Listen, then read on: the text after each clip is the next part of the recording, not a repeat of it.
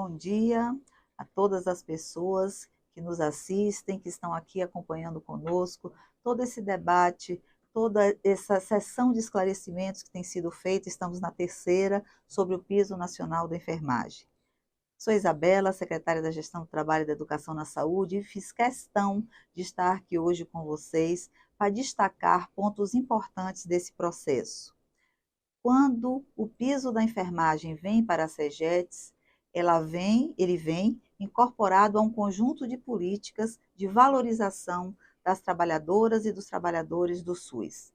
Criamos na SEGEDS uma coordenação de políticas remuneratórias, porque o piso, nós não estamos, a SEGEDS não é um simples repassador do piso, mas o piso está dentro de um conjunto de políticas que estão sendo formuladas e implementadas para a valorização das trabalhadoras e dos trabalhadores da saúde. Nesse sentido, a SEGEDS, junto com o Fundo Nacional de Saúde, que tem nos acompanhado nas lives, hoje, em função do final do ano, do conjunto de repasses, do acúmulo de atividades, não estará, mas nas próximas teremos a continuidade com a participação do fundo. E quero dizer a vocês que a nossa equipe, a nossa diretoria de regulação e gestão do trabalho, que abarcou uma nova coordenação importantíssima para o conjunto de ações de valorização dessas trabalhadoras e desses trabalhadores. Nesse sentido, temos feito um esforço grande de monitoramento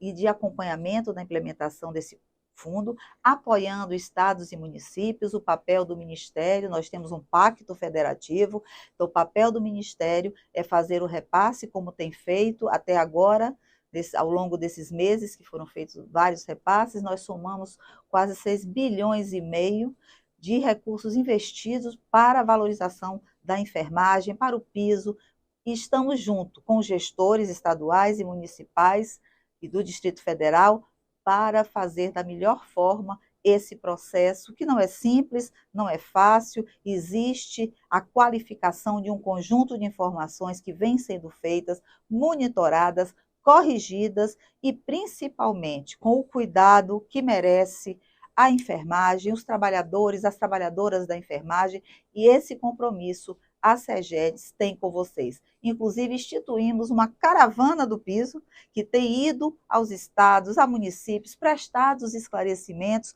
para que juntos, com gestores, com trabalhadores, possamos fazer o melhor para a qualidade do trabalho na saúde, mas também para a qualidade da assistência à população brasileira, que é esse o compromisso do Ministério da Saúde. Então, eu gostaria de passar a palavra agora para o nosso diretor, Bruno Guimarães, para que ele também possa fazer as suas colocações. Bom dia a todos, todas e todes. Bom, primeiro dizer que é uma alegria a gente estar aqui nesse momento fazendo essa live, né, onde a gente pode, junto com a equipe técnica da SEGEDS, a equipe gestora da SEGEDS, mas também com todos e todas e todos que estão nos assistindo, dialogar um pouco sobre o piso da enfermagem, quanto a estratégia fundamental e estruturante para a qualificação do trabalho na saúde no SUS, né? Eu, como enfermeiro, entendo a importância desse piso, primeiro porque a gente sabe que a enfermagem ela tem um papel central no cuidado à saúde das pessoas, dos usuários do Sistema Único de Saúde, considerando as múltiplas dimensões do cuidado e as múltiplas necessidades desses usuários e usuárias. O piso da enfermagem é uma luta histórica da categoria, mobilizada durante muitos anos, enfermagem que corresponde hoje a quase 50% da força de trabalho no SUS. Então, é uma categoria que estrutura as ações de saúde, que garante o acesso dos usuários e usuárias, que materializa o direito à saúde, o direito constitucional à saúde. E, nesse sentido, é uma categoria que precisa ser vista, visibilizada, ter uma agenda permanente de valorização, e eu acho que é isso que nós estamos intentando na SEGEDS, na perspectiva de reconhecer a importância desses profissionais, dessas profissionais, para que a gente construa uma qualidade da atenção à saúde que, de fato, garanta com que o SUS se efetive no cotidiano da vida das pessoas. Acho que a gente não pode esquecer que o piso ele materializa, ele concretiza uma melhoria na qualidade de vida, não só das enfermeiras e dos enfermeiros, dos técnicos de enfermagem e auxiliares de enfermagem e parteiras no Brasil. Ele materializa também o desejo, a necessidade de um conjunto de famílias que serão alcançadas por esse piso. Primeiro, por considerar que o piso da enfermagem ele tem um impacto local muito grande. Nós temos no Brasil mais de 5.500 municípios. Dentre eles, a maior parte dos municípios brasileiros, eles são municípios de pequeno porte, onde esses trabalhadores, em geral, recebem em torno de R$ 1.500.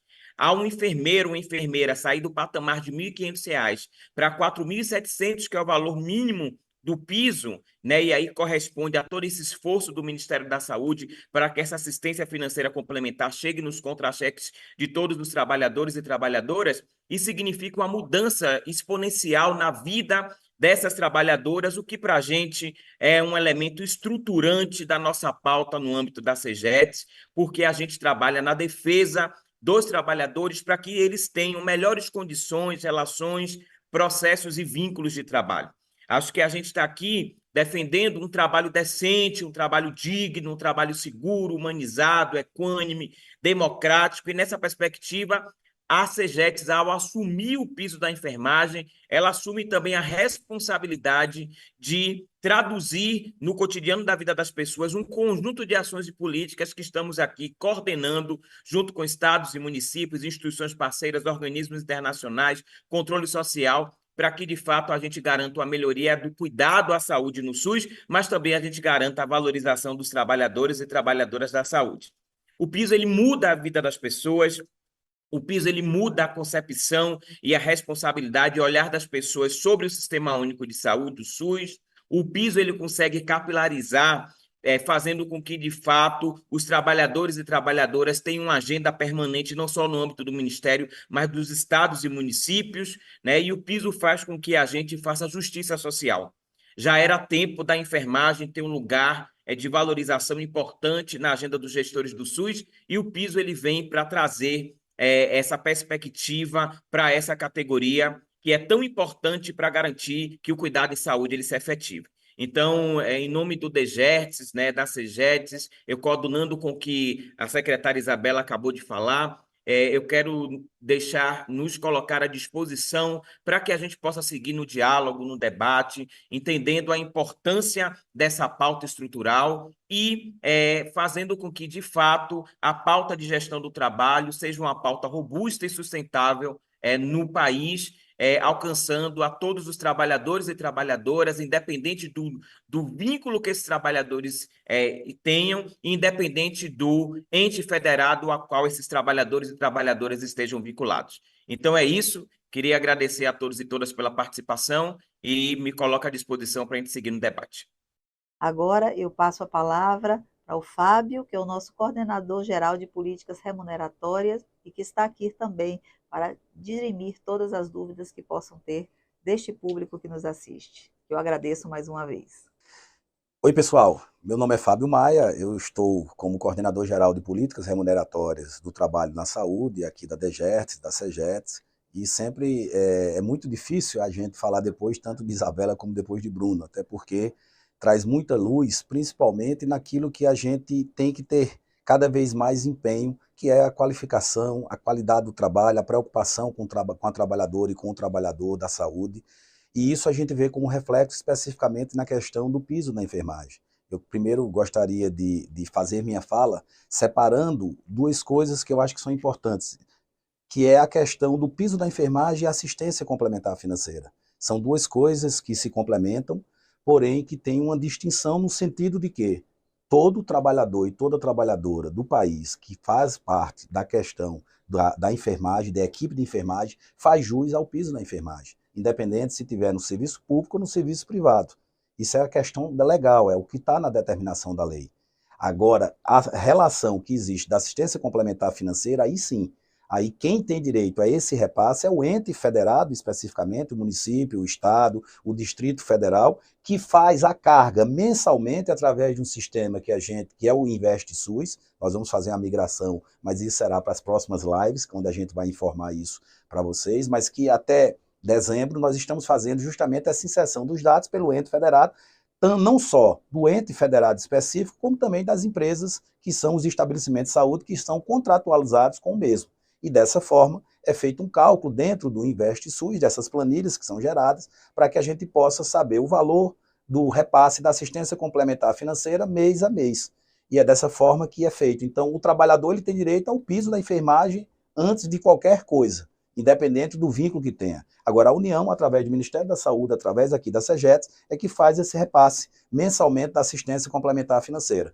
A previsão na portaria é de que nós teríamos, e estamos tendo até agora, 8 parcelas, né, no total 8 repasses, se a gente separar por mês, que o marco temporal é justamente a partir de maio. Então, se a gente for contabilizar de maio a dezembro, são 8 parcelas, e aí, daí porque teria-se uma parcela a mais dentro do orçamento de 2023, que é a 9ª parcela, onde nós, inclusive, entendendo dentro de uma discussão, com a participação nossa, tanto da coordenação como também da DGET, o nosso diretor Bruno Guimarães, que tem participado ativamente disso, em reuniões mensais com o Fórum Permanente da Enfermagem, e houve uma solicitação, e aqui a secretária, né, através da secretaria, ficou sensibilizada, e a gente entendeu que deveria fazer esse repasse da 9ª parcela sendo antecipado, até porque se você for analisar dentro de uma ordem, teria que ser feito de dezembro, e depois a 9ª parcela, que a gente finalizaria o orçamento de 2023. Mas foi feito isso, ontem foi publicado as 2 portarias, e os 2 repasses foram feitos ontem, que diga, as 2 portarias foram publicadas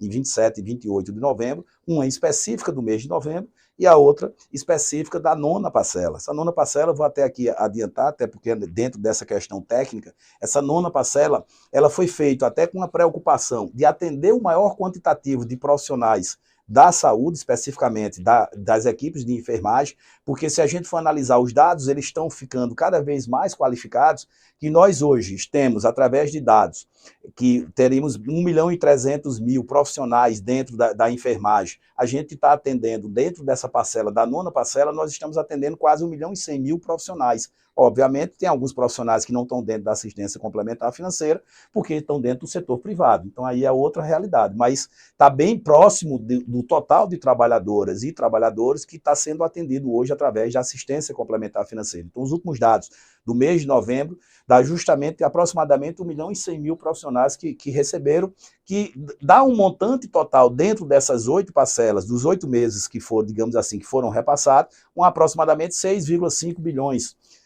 Que também já nos dá a certeza de que teremos orçamento, até porque a previsão é 7,3 bilhões dentro do orçamento de 2023, é que necessariamente nós teremos sim, o orçamento vai ser cumprido com relação quando sair a última parcela, que é justamente a referente ao mês de dezembro, que será nesse exercício. Né?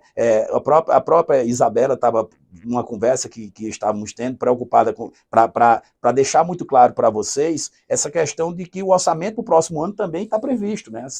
E isso ninguém precisa ficar pensando que só porque tem a previsão de que é 7,3 bilhões para esse ano, e que necessariamente não teria esse orçamento para o próximo ano. Então, a assistência complementar financeira, ela continua no próximo ano.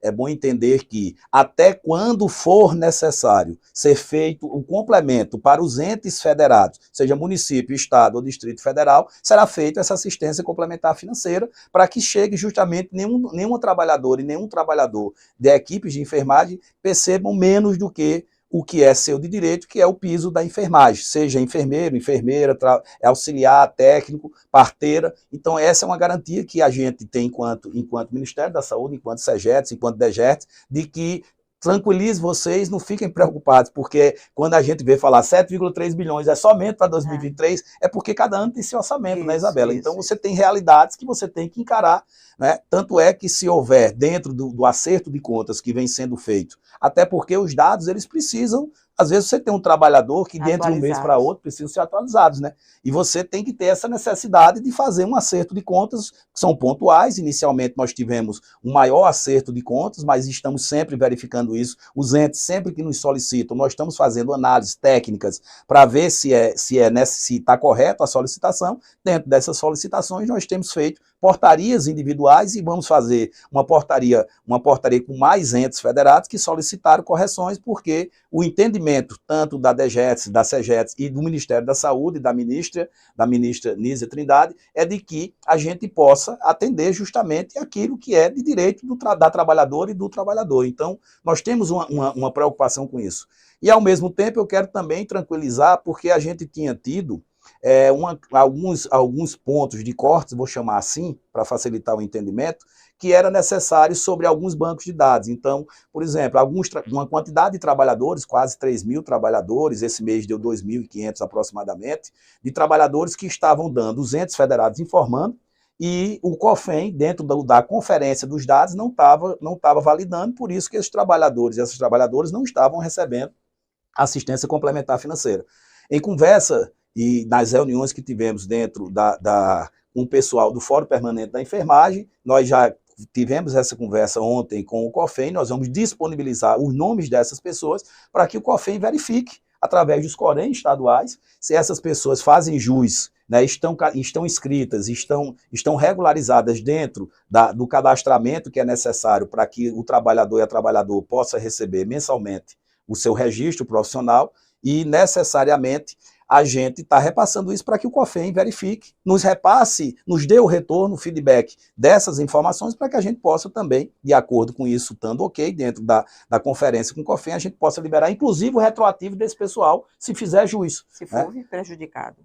E também a questão da carga horária, né? Sempre tem nos perguntado que acima de 88 horas também tem uma trava, até porque a gente entende que uma jornada superior a 88 horas, ela é uma jornada que é muito exaustiva para a trabalhadora e para o trabalhador. Porém, as realidades locais têm nos mostrado que existem essas possibilidades, porque muitas vezes você tem que ter o sustento da sua família, né? Você tem, enfim, algumas situações que você que está aí nos assistindo sabe muito bem dessas realidades que cada um tem nos locais, e é por isso que é importante essas nossas visitas que nós estamos indo dentro dos estados, dos municípios, dialogando, e nós também estamos passando já essas informações dos trabalhadores e das trabalhadoras que estão acima de 88 horas para os entes federados nos comprovando que esses trabalhadores, as trabalhadoras estão regularmente trabalhando, a gente vai fazer também a liberação não só do mês em vigência, como também um repasse dos meses anteriores, mais uma vez, se fizer jus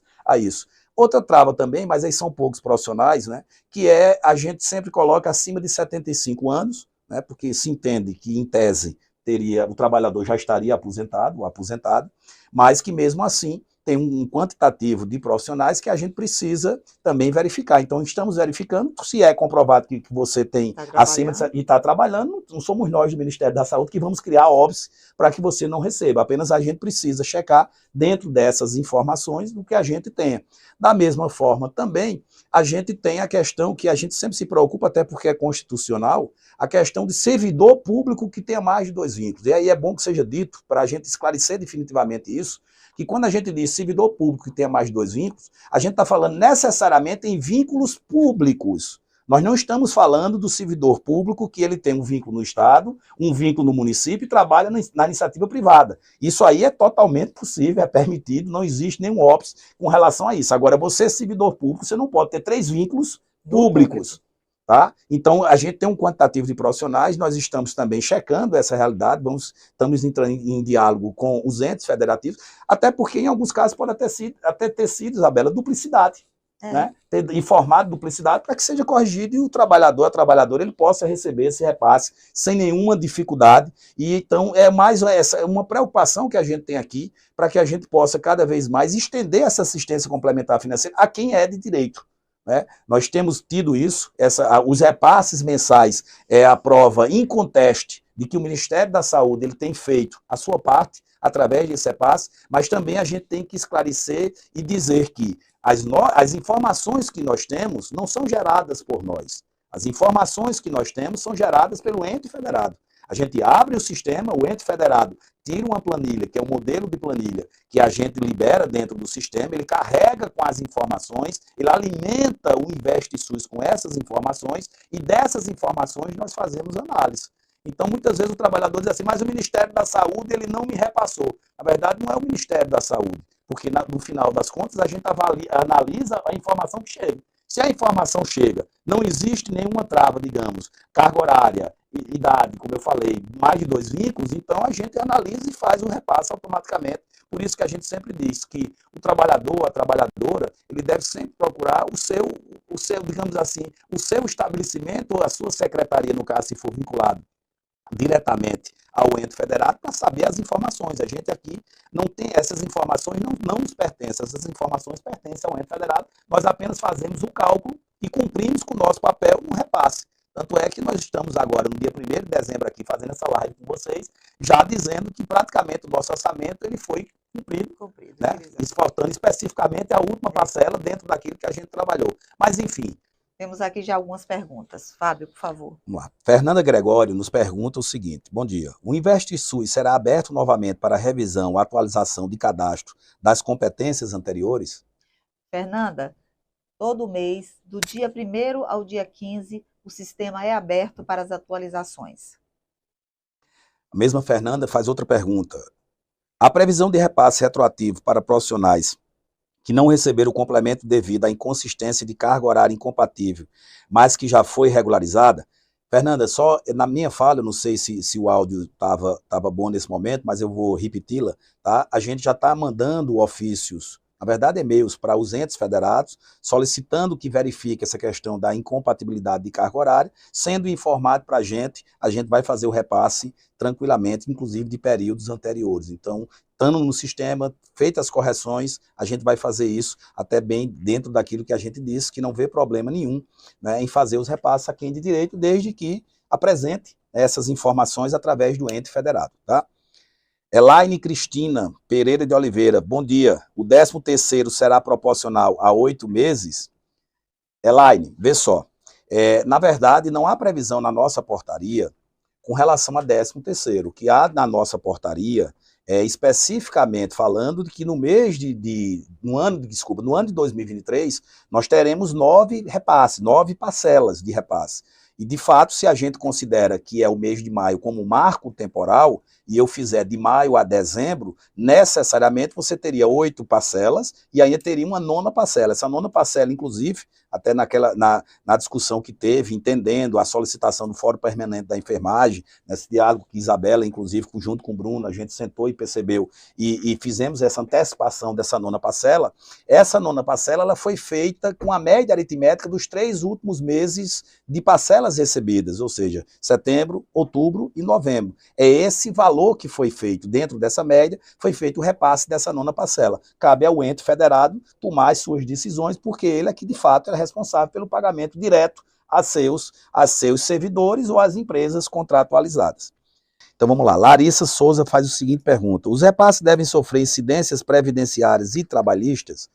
Olha, a gente tem inclusive uma discussão sobre essa questão da previdência, da incidência disso, dentro dos julgamentos dos embargos declaratórios que estão no Supremo. Há uma previsão que seja julgada agora em dezembro, até para a gente ter uma ideia se vai ter a questão da assistência complementar financeira com repasses específicos para encargos. Agora, a questão da incidência desses encargos, aí também, mais uma vez, eu tenho que dizer que depende muito da realidade de cada município, de cada estado, das empresas contratualizadas, mas, em tese, se você recebe um valor de algum recurso, tem, logicamente, incidência de algum imposto. Mas aí, volto a dizer, é uma decisão do ente federado, que aí tem que verificar o das empresas contratualizadas, qual é a sua realidade, qual é o seu regime, enfim, especificamente é bom verificar com cada um dos seus entes. Ela, aqui, Janaíne diz o seguinte: essa assistência financeira permanece em 2024?